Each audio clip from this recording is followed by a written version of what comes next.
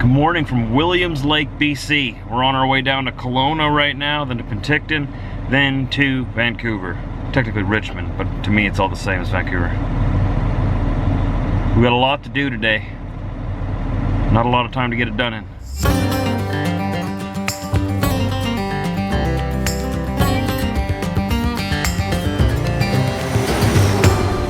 We're on our way down from Williams Lake towards Kelowna, British Columbia, and this is a smaller town than we got going on here. Again, I don't know what town this is. It looks pretty cool. I bet you this is very much the original downtown, the main street. All these buildings probably haven't changed much since it got settled. Nomad. Really nice. Yeah, it is. Really nice little town. It looks a lot like Dauphin, Manitoba to me, actually. Yeah? It was the last time I was there. Without the mountains? Which would have been probably 10 years ago, maybe more. But yeah, like the little buildings and stuff. I don't know, it's probably changed a lot since I've been there. I really like this a lot. I could easily live in a town like this.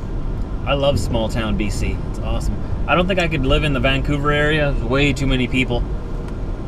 And I'm not a coastal kind of person. I want to live inland. The interior of BC would be a nice place to live. If it wasn't so expensive to live in BC, that is. It's so expensive to live in this province. There's tax on top of tax on top of tax, and then they tax the tax. And then plus, you know, everything's more expensive in BC. It's expensive, more expensive to build a road, more expensive to build like that school on the left there. Like they had to level everything. They couldn't just build it like in Manitoba. Everything's more expensive for a reason. Fuel here is $1.22.9 a liter, whereas in Manitoba it's probably closer to 90 cents a liter. I want to think that it's in the 80s still. We're 300 kilometers away from Kelowna, or 180 miles. Hopefully it'll take us no more than 3.5, 4 hours to get there. I have someone waiting there for me.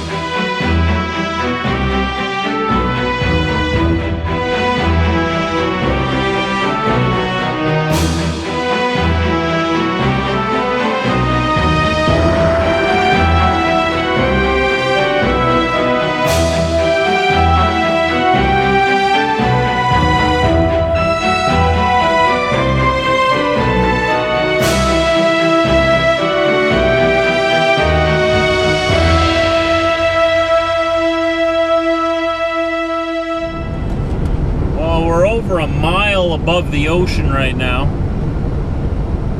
on our way towards Penticton. Plans got all switched around on us again. We're going to Penticton. They close at 5. We're going to be there at 4:45. I called them so that they're ready for me. So as soon as I get there, got to quickly unload their stuff. We're running up to Kelowna, switching trailers, and headed home, if everything works. 84 kilometers to Penticton. We can do it. And I used my superior persuasion skills again. And we got this load unloaded today instead of tomorrow. So we're on our way back to Kelowna to go switch trailers and start heading home today. So we'll get a little bit of a head start and we'll be home a little bit earlier than we expected. Sunday sometime instead of Monday, actually. Now, this is Penticton. It's actually a big city. I say that about every city we go through. I'm always expecting these tiny little towns, but all of these cities are huge. I expected Penticton to be big. I've heard of it before. Oh yeah? I thought it was going to be like smaller than Kelowna, but I think it's bigger than Kelowna. The only reason I know so much about BC isn't because I've been here much. I've only ever been as far as Radium, which is just near the border. It's not very far into BC, and in the southern part, but my dad lived here for a while, and he drove up here a lot when he was a trucker. There's always a BC running back. BC is a very unique province. It's totally different than the rest of the country. Similar, but everything's built into the mountains and everything. I really like it. I think it's probably my favorite province that I've been to so far. Yeah. If it just wasn't so expensive to live here, I would love to move here. Exactly. That's the only thing keeping us away, is it's just too expensive. My sister talks about moving here with her husband, my dad, and my stepmom. Yeah, her whole family, Brit's whole family wants to move to BC, but they gotta lower their cost of living. In 350 meters, turn left on Eckhart Avenue West.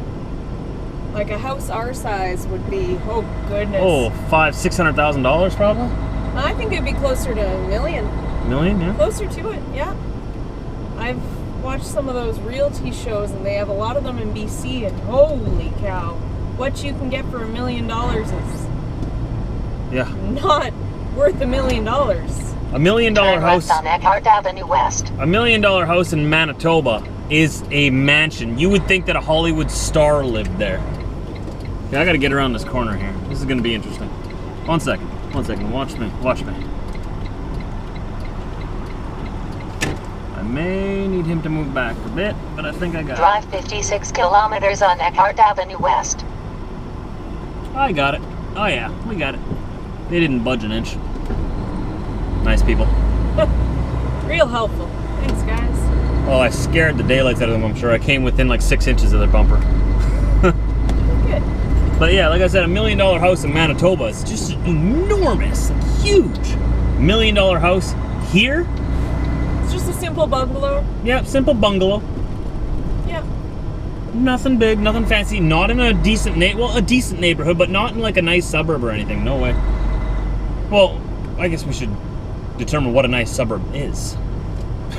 It might be something different to different people. Very true. This to me is not a suburb, but like little houses. Just a regular neighborhood with bungalows.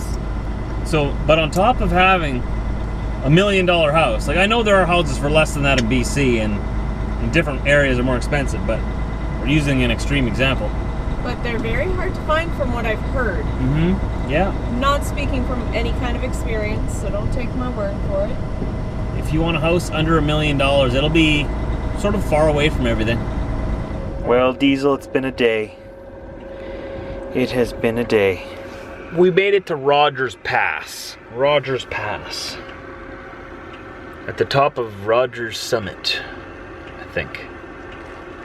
I don't know. I'll show you where we are. If you want to see. I've already closed the curtains, but I'll give you a sneak peek at where we are. Got something in my eye. 1 second. You ready? Wow. I know, right? So I'm not sure exactly what this lodge is for, or if it's even used still.